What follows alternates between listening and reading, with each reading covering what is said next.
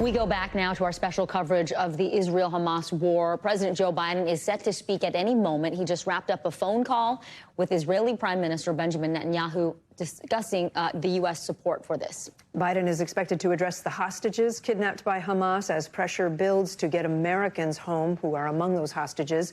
His speech comes on the heels of the Israeli embassy now saying the death toll in that country, in Israel, has surpassed 1,000 people. Today, both sides launched new attacks. Hamas targeted the city of Ashkelon in Israel, but Israel was able to stop much of those rockets from hitting the ground there. In return, Israel bombarded Hamas with strikes, hitting new targets in Gaza City and in the port of Gaza. NBC News correspondent Ellison Barber joins us now from Tel Aviv. Ellison, give us the latest. Let's reset and get sort of the latest headlines from there. And I know you did have some rockets flying over your head earlier. What's going on now? Yeah, so on top of all of that, Kate, one thing that I do want to mention is what's happening in the north. Our team, Matt Bradley and his team on the ground there, witnessed rockets being fired from Lebanon towards Israel.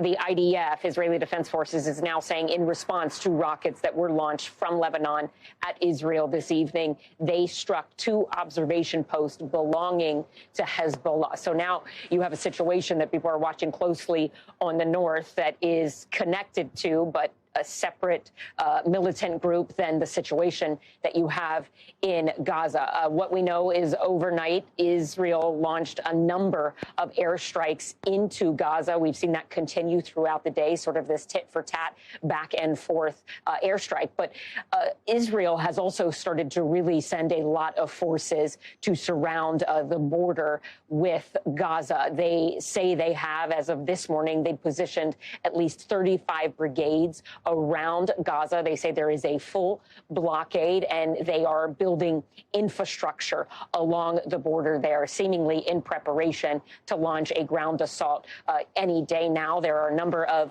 cities, the one where we were, where our team did come under rocket fire, where they have told civilians to evacuate as soon as possible. They've also told Palestinians, Israeli forces have, in Gaza that they should evacuate. But the thing there, Kate and Vicky, is that they really can't, because they're in a blockade normally and they can't cross and come and go. And they are also the one crossing that they were told to leave from by Israeli forces, Rafah, that is reportedly not open. Israeli military said that it wasn't open. Then later they clarified and they said they just weren't sure whether or not it was open.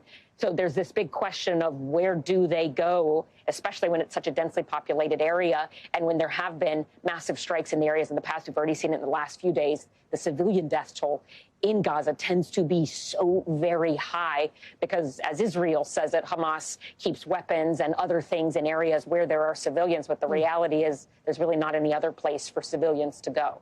Thanks for watching. Stay updated about breaking news and top stories on the NBC News app or follow us on social media.